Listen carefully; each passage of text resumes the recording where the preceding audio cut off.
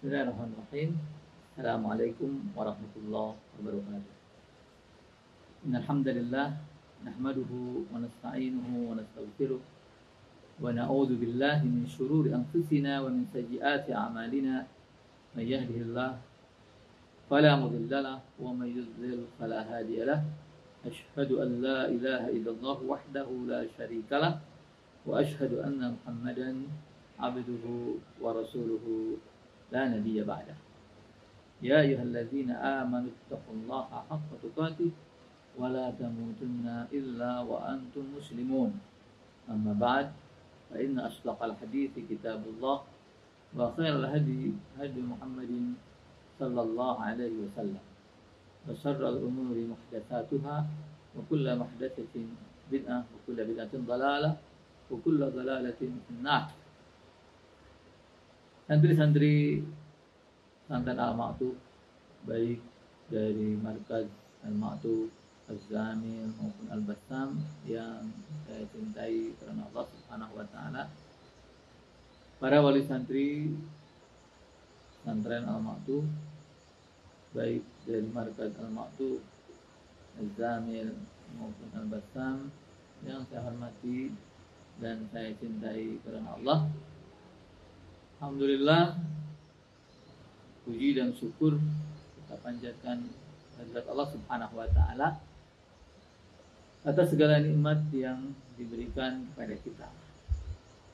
Hari ini saya menemui santri-santri dan para wali santri untuk menyampaikan beberapa hal penting terkait kegiatan belajar mengajar semester 2 tahun pelajaran 1441 Hijriah 1442 Hijriah atau 2020-2021 Masehi.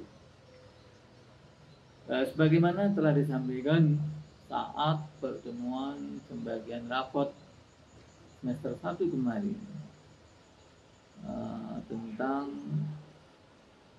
awal kegiatan belajar mengajar di semester 2, dan juga disampaikan pada para wali santri agar tidak terburu-buru membooking atau membeli tiket untuk kembali anak-anaknya ke pesantren, karena kita terus memantau keadaan, terus berkonsultasi dengan para ahli, berkoordinasi antara mudir markas dengan para kepala bidang yang maksudnya agar kita bisa memulai kegiatan belajar mengajar semester 2 ini dengan lebih siap dan tenang. Dari itu kita tidak berhenti berpikir, bermusyawarah, maka kita sebarkan angket pada wali santri dan para santri tentang kesiapan untuk mengikuti kegiatan belajar mengajar secara tatap muka. Dan ternyata memang kebanyakan wali santri dan santri baik dari Markaz Al-Ma'tuf, Al-Bassam maupun Az-Zamil menginginkan kegiatan belajar tatap muka di semester kedua ini. Kemudian kita tidak berhenti di situ. Setelah menganalisis hasil dari angket, kita bermusyawarah dengan para dokter spesialis yang selama ini memberikan arahan dan tempat konsultasi kita dalam penanganan COVID-19. Kita juga berkonsultasi dengan Satuan Tugas Percepatan Penanganan COVID-19 Kabupaten Sukabumi, juga berkonsultasi dengan Kantor Kementerian Agama Kabupaten Sukabumi. Dari hasil konsultasi, musyawarah, rapat, sampailah kita pada kesepakatan kesepakatan untuk memulai kegiatan belajar mengajar dengan prosedur yang nanti akan disebarkan kepada seluruh wali santri. Satu hal yang tetap menjadi bahan pertimbangan kita bahwa pandemi COVID-19 ini belum berakhir. Bahkan ada kecenderungan kenaikan kasus khususnya di negara kita. Yang perlu kita pahami di sini, bagaimana pernah saya sampaikan, bahwa musibah ini adalah takdir Allah Subhanahu wa Ta'ala. Jadi kita orang-orang mukmin mengatakan qadarullah wa ma syaa. Ini adalah takdir Allah Subhanahu wa Ta'ala, dan Allah berkehendak menjadikan semua apa yang diinginkannya terjadi. Kita wajib menerima apapun keadaan. Kemudian kita mencari hikmah di balik musibah. Yakin bahwa Allah Subhanahu wa Ta'ala tidak menurunkan ujian kepada seseorang ataupun kepada semua manusia kecuali di balik itu ada hikmah dan pelajaran penting yang bisa diambil. Yang pertama adalah bahwa musibah ini diturunkan oleh Allah Subhanahu wa Ta'ala kepada kita karena dosa-dosa kita, baik dosa yang terasa ataupun dosa yang tidak terasa, baik dosa yang dilakukan oleh setiap individu ataupun dosa yang dilakukan oleh kelompok. Yang jelas Allah Subhanahu wa Ta'ala mengatakan di surat Ar-Rum ayat 41, Zaharul fasadi fil barri wal bahri bima kasabat aydin nas. Yang kedua, musibah yang Allah Subhanahu wa Ta'ala turunkan ini, yang ditakdirkan telah menjadi sebab kematian banyak orang. Satu hal yang membuat kita terus mengingat kematian, bahwa kematian itu terasa semakin dekat, walaupun sebenarnya kematian itu akan datang dengan berbagai sebab, tidak hanya karena COVID-19. Penyakit-penyakit lain bisa menjadi sebab kematian seseorang. Bahkan ada juga orang yang mati tanpa didahului dengan penyakit. Karena sesungguhnya Allah Subhanahu wa Ta'ala yang menciptakan kehidupan dan kematian. Kita orang-orang mukmin dengan melihat banyaknya kematian, sebuah kesempatan untuk melaksanakan perintah Rasulullah SAW. Dalam hadis yang diriwayatkan oleh Ibnu Hibban dalam sahihnya dari Abu Hurairah radhiyallahu anhu, Rasulullah SAW bersabda, "Aksiru dzikra hadimil ladzat." Perbanyaklah mengingat kematian. Karena dengan banyak mengingat kematian, kita akan semakin dekat dengan Allah Subhanahu wa Ta'ala. Kita akan mempersiapkan untuk menghadapi kematian itu dengan amalan-amalan yang membuat Allah ridho kepada kita. Kita tidak boleh takut mati. Seorang mukmin tidak boleh takut mati. Tapi mengingat kematian itu untuk kita bersiap-siap menghadapi dan yakin bahwa kematian itu akan datang pada seorang tanpa melihat umur, tanpa melihat jabatan, tanpa melihat kedudukan dan lain sebagainya. Kemudian yang ketiga, bahwa musibah wabah yang terjadi tidak boleh menghalangi kita dari amal soleh. Sebagai contoh, Imam Malik rahimahullah ketika ditanya, Imam, seandainya Anda mati besok, apa yang Anda kerjakan? Kata beliau, thalabul ilm, mencari ilmu. Kalau kematian akan datang, tahu kematian akan datang besok, apa yang lakukan? Mencari ilmu. Karena mencari ilmu, apalagi ilmu syar'i, yang membuat orang tahu apa kewajibannya kepada Allah Subhanahu wa taala dan apa hak Allah atas dia. Ilmu yang mengantarkannya untuk beramal soleh, ilmu yang mengantarkannya untuk mendapatkan rezeki yang halal, ilmu yang mengantarkannya untuk menjadikan amal yang diterima oleh Allah Subhanahu wa taala. Nah, sekarang kita akan berhadapan dengan kegiatan belajar mengajar semester 3. Kami sangat bergembira bahwa kebanyakan wali santri menginginkan anaknya untuk datang kembali ke pesantren. Dalam kondisi seperti ini, tentunya kita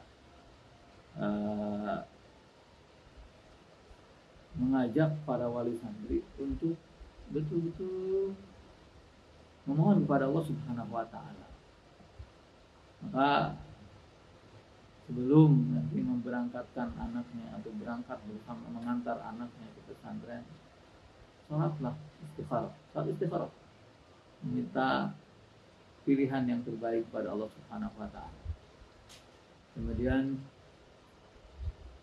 kalau sudah kuat, tekad sudah kuat, sudah bulat, segeralah bertawakal kepada Allah Subhanahu wa taala. Serahkan semua urusan kepada Allah Subhanahu wa taala. Pesan Allah Subhanahu wa taala di surat Al-Imran ayat 159. Fa iza azamta fatawakkal 'ala Allah. Kalau kamu punya keinginan yang kuat, punya tekad yang kuat untuk melakukan sesuatu, lakukanlah. Kemudian berserah dirilah kepada Allah Subhanahu wa taala. Nah, kami pun dengan melalui berbagai macam langkah dan doa kepada Allah Subhanahu wa taala bertekad untuk memulai kegiatan belajar mengajar ini dengan selalu meminta perlindungan Allah Subhanahu wa taala. Di samping selalu berkonsultasi dengan para ahli. Ya.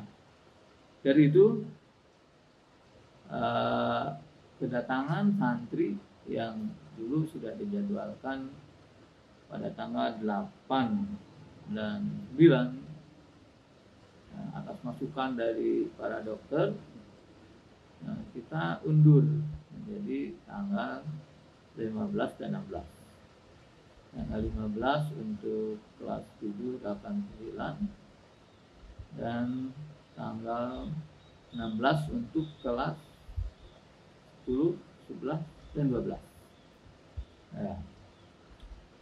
Walaupun tentunya untuk kelas 12 secara khusus kita sangat berharap santri-santri kelas 12 ini datang semua ke pesantren, karena banyak kegiatan yang harus diikuti yang menjadi syarat kelulusan.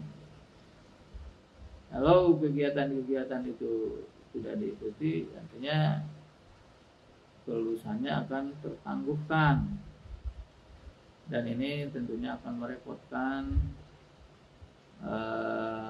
merepotkan pesantren, juga merepotkan diri sendiri karena harus menjadwal ulang, atau juga mungkin berakibat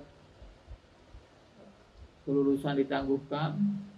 Nanti teman-temannya yang lulus sudah khidmah, ini belum khidmah, harus mengikuti kegiatan, dan itu ya, butuh waktu dan juga penentuan jadwal kembali. Ya, akan tetapi tetap kita tidak bisa memaksa para orang tua yang mungkin merasa khawatir dan tidak yakin akan keselamatan anaknya, kita tidak bisa memaksa. Silakan mengikuti pembelajaran secara online, ya, walaupun diakui bahwa itu tidak seefektif kegiatan belajar langsung di pesantren. Nah, sebelum anak-anak kita, santri-santri datang ke pesantren, kita memohon pada orang tua agar melakukan isolasi mandiri untuk anak-anaknya selama 10 hari, kemudian 10 hari sebelum kedatangan pesantren. Kita masih ada waktu dari hari ini sampai waktu kedatangan 15 hari isolasi mandiri 10 hari, kemudian lakukan tes rapid antigen 3 hari sebelum keberangkatan. Lakukan tes rapid antigen 3 hari sebelum keberangkatan, yang mana ini merupakan syarat yang harus dilakukan demi keamanan dan juga sebagai usaha kita dalam pencegahan. Bukankah kita diperintahkan oleh Rasulullah Shallallahu Alaihi Wasallam untuk selalu melakukan yang terbaik, ya, kata Rasulullah Shallallahu Alaihi Wasallam, ihris ala ma yanfa'uk. Kalau sudah dijadikan standar bahwa ini rapid test antigen ini sebagai syarat untuk melakukan perjalanan, syarat untuk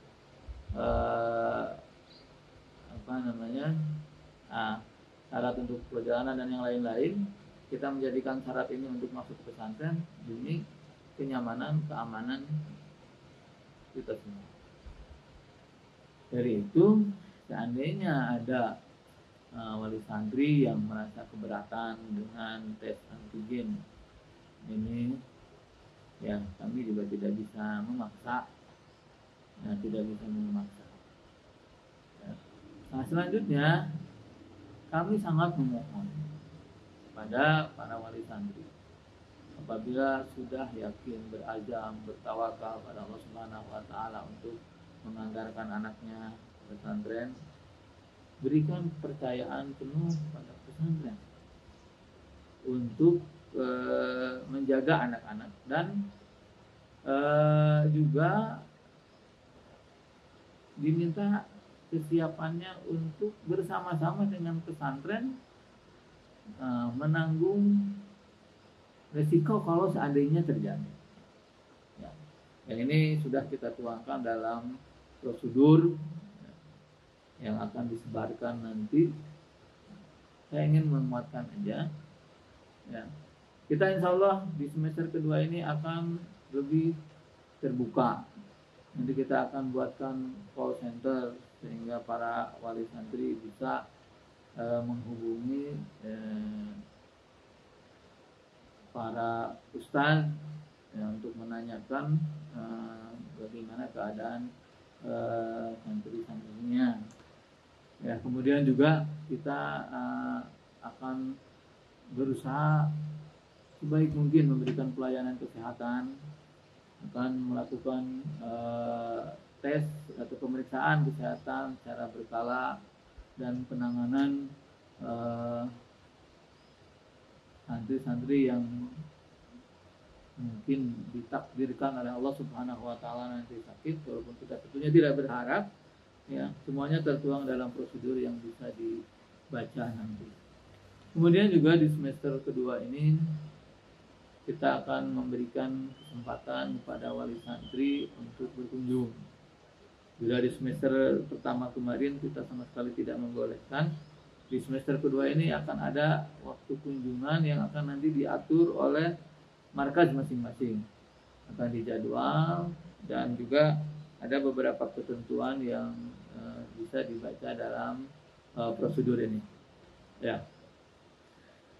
Alhasil kita sama-sama berdoa kepada Allah Subhanahu wa taala. Sama-sama berharap pada Allah Subhanahu wa taala. Memberikan kepada kita yang terbaik. Dan juga kita berharap bahwa para wali santri yang memilih anaknya untuk belajar secara offline pesantren tidak menyalahkan santri-santri yang belajar secara online. Begitu juga para wali santri yang anak-anaknya belajar secara online tidak menyalahkan santri-santri yang belajar secara offline. Kita melakukan sesuatu sesuai dengan keyakinan kita. Dan kita semua berharap baik yang belajar secara offline ataupun secara online bisa mendapatkan pendidikan yang optimal. Dan walaupun diakui ya pembelajaran secara online tidak seoptimal pembelajaran secara offline. Dan tapi ya kita semua tentunya harus saling memahami, saling memaklumi keadaan masing-masing yang mungkin berbeda. Ya. Kebetulan kita atau anak-anak kita, santri-santri kita datang dari berbagai daerah, berbagai kota, juga provinsi yang mungkin keadaannya berbeda-beda. Maka orang tua yang paling pertama bertanggung jawab atas pendidikan, atas keselamatan anak-anaknya, yang paling bertanggung jawab untuk memilih mana yang terbaik. Ini yang perlu saya sampaikan. Mudah-mudahan semuanya bisa memaklumi, semuanya bisa saling memahami dan saling mendukung, saling mendoakan, tidak saling menyalahkan. Kalau ada kekurangan kalau ada kekurangan di pesantren, sampaikan dengan cara yang baik agar yang diperbaiki mengerti, kemudian juga sadar, kemudian memperbaiki. Apapun yang kita lakukan di pesantren, tidak ada yang tidak untuk kemaslahatan para santri. Walaupun tentunya diakui bahwa banyak keterbatasan. Tapi inilah yang bisa kita lakukan. Kita bersyukur kepada Allah Subhanahu wa taala di semester pertama kemarin tidak banyak yang terpapar COVID-19. Dan kita berharap semester kedua ini tidak ada satupun yang terpapar COVID-19 dan juga terkena penyakit berat. Ya. Insya Allah dalam semua keadaan, ketika kita selalu dekat dengan Allah Subhanahu wa taala, selalu membentengi diri kita dengan syukur dan sabar, kita akan mendapatkan kebaikan dari semua keadaan yang kita hadapi. Bagaimana sabda Rasulullah sallallahu alaihi wasallam, ajabani li amril mu'min, inna amrahu kulluhu lahu khair. Sungguh menakjubkan urusan orang mukmin itu. Segala urusannya baik bagi dia. Kalau dia mendapatkan kebaikan, dia bersyukur, maka itu baik bagi dia. Kalau dia mendapatkan keburukan, kemudian dia bersabar, itu baik bagi dia. Maka siapkanlah para orang tua, oleh santri, dua senjata ini, syukur dan sabar, agar selalu tenang, tentram, di samping selalu berdoa kepada Allah Subhanahu wa taala, memperbanyak zikir, ya, karena zikir itu menenangkan hati. Ini yang perlu saya sampaikan. Mudah-mudahan Allah Subhanahu wa taala memberi taufik pada kita semua untuk melaksanakan segala apa yang diridhoi dan dicintai. Sallallahu alaihi Muhammad wa ala alihi wa sahbihi wasallam, wa akhiru da'wana alhamdulillahirabbil alamin. Wassalamualaikum warahmatullahi wabarakatuh.